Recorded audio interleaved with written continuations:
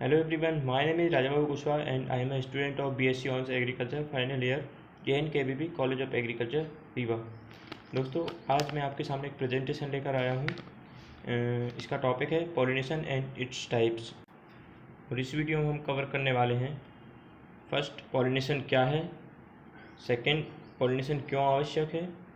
Pollination के प्रकार, self pollination को बढ़ावा देने वाले कारक या मैकेनिज्म, पॉलिनेशन के एजेंट्स, पॉलिनेशन के आधार पर फसलों का वर्गीकरण। फर्स्ट है पॉलिनेशन। परागकणों या पोलेंस का परागकोश से वर्तिकाग्र पर पहुंचने की जो क्रिया होती है उसको परागण बोलते हैं। यह क्रिया एक ही फूल में या अलग अलग फूलों में और इसके साथ ही एक ही पौधे में भी हो सकती है और अलग अलग पौधे के फूलों में भी हो सकती है। जैसा कि आप यहाँ पे फोटो में देख पा रहे हो, यहाँ पे अलग अलग फ्लावर हैं दो, उनके बीच में पॉलिनेशन हो रहा है। तो नेक्स्ट आगे बढ़ते हैं, पॉलिनेशन क्यों इम्पोर्टेंट है। तो इसमें सबसे पहला मेन इम्पोर्टेंट पॉइंट तो ये है कि पॉलिनेशन प्लांट रिप्रोडक्शन के लिए बहुत ज़्यादा ज़रूरी है, अर्थात उसकी जो अपनी पीढ़ी बढ़ाने के लिए या इस वर्ल्ड में अपनी एग्जिस्टेंस को बनाए रखने के लिए बहुत ज़्यादा ज़रूरी है पॉलिनेशन। सेकंड है प्रोडक्शन के लिए, क्योंकि बिना पॉलिनेशन के फ्रूट का बनना पॉसिबल नहीं है, इसलिए पॉलिनेशन बहुत ज़्यादा आवश्यक है। नेक्स्ट है टाइप्स ऑफ पॉलिनेशन। पॉलिनेशन दो तरह का होता है, एक तो नेचुरल पॉलिनेशन जो कि प्राकृतिक रूप से होता है, और एक होता है आर्टिफिशियल पॉलिनेशन जिसको कृत्रिम रूप से किया जाता है साइंटिस्ट के द्वारा।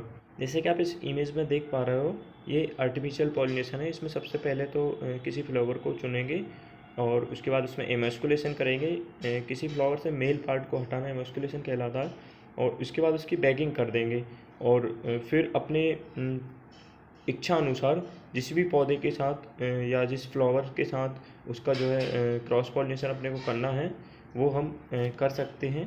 उसके पॉलेंस को कलेक्ट करके लेकर आएंगे और इसकी वर्तिकाग्र पर डाल देंगे, जिससे कि आर्टिफिशियल पॉलिनेशन हो जाएगा। अब बात करें नेचुरल पॉलिनेशन में, तो सेल्फ पॉलिनेशन और क्रॉस पॉलिनेशन।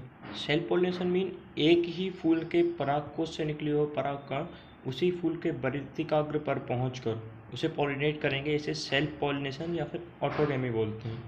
जैसा कि आप इस चित्र में देख पा रहे हो, यहाँ पर एक ही फ्लावर है, उसी के जो है पोलन्स जाकर स्टिग्मा पर जाकर जब उसको फर्टाइल करेंगे या फिर उसको पॉलिनेट करेंगे, इसको सेल्फ पॉलिनेशन बोलते हैं। इसके एग्जाम्पल्स हैं जैसे टोमेटो, सोयाबीन, ब्रिंजल, और नीचे आप फ़ोटोज़ भी देख पा रहे हो, जैसे बार्ले है, टोबैको है, टोमेटो है, ETC बहुत सारे आप पढ़ सकते हो।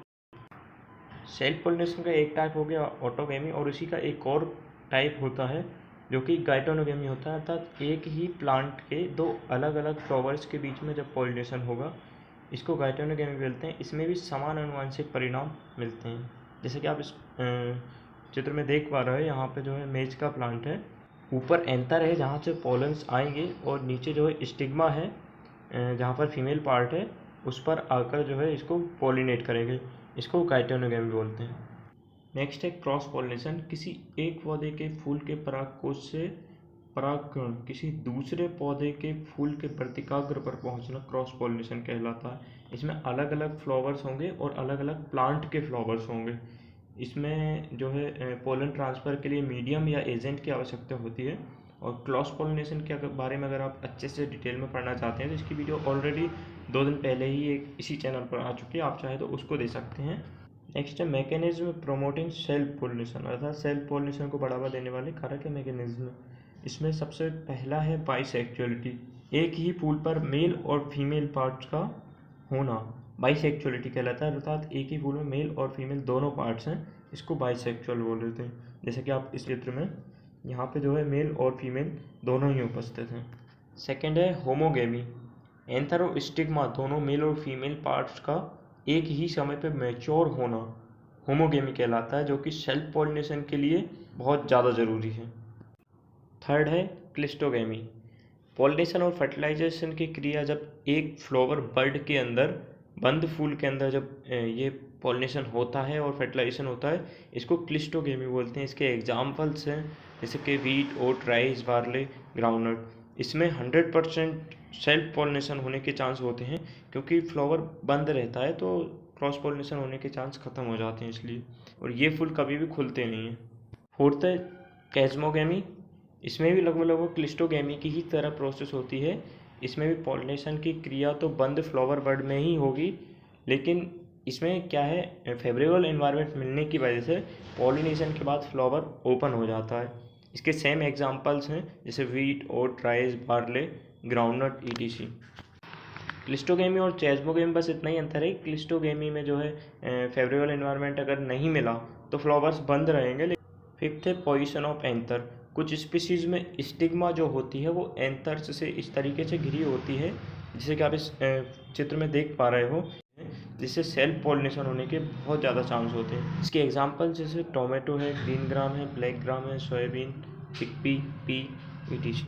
नेक्स्ट है एडवांटेज ऑफ सेल्फ पॉलिनेशन, जिसमें पहला है पेरेंटल कैरेक्टर्स को हमेशा के लिए बचा कर रखा जा सकता है। दूसरा, बड़े फूलों की आवश्यकता नहीं होती है। तीसरा है फ्रेग्रेंस और नेक्टर प्रोडक्शन ज़रूरी नहीं है, जिसमें पौधों को काफ़ी न्यूट्रिएंट्स की बचत हो जाती है। फ्रेग्रेंस और जो नेक्टर प्रोडक्शन है, ये जो है क्रॉस पॉलिनेटेड क्रॉप्स में ज़्यादा ज़रूरी रहता है, क्योंकि उनमें जो है एजेंट्स की ज़रूरत होती है। डिसएडवांटेज ऑफ सेल्फ पॉलिनेशन, इसमें पहला जाएगा लगातार सेल्फ पॉलिनेशन करने से जो न्यू जनरेशन होती है वो कमज़ोर हो जाती है। दूसरा है बीज की क्वालिटी ख़राब हो जाती है। तीसरा है कि पौधे में उपस्थित जो दोष हैं उनको दूर नहीं किया जा सकता क्योंकि सेल्फ पॉलिनेशन हो रहा है। नेक्स्ट है agents of pollination. Cross pollination और सेल्फ पॉलिनेशन के गाइटोगेमी दोनों में ही एजेंट्स की आवश्यकता होती है। क्रॉस पॉलिनेशन में पोलेंस को स्टिग्मा तक पहुंचाने के लिए एजेंट्स की ज़रूरत होती है या किसी माध्यम की ज़रूरत होती है, जो कि दो टाइप के होते हैं, बायोटिक और एबायोटिक। बायोटिक में आ जाएंगे जैसे वर्ड्स, इंसेक्ट, पेप्टाइल्स जाएंगे, मैमल्स जाएंगे, और उसी तरह एबायोटिक में विंड और वाटर जाएंगे। एक एक करके बात करते हैं। पहला है बायोटिक। बायोटिक में भी सबसे पहला जो है वो है एंटोमोफिली।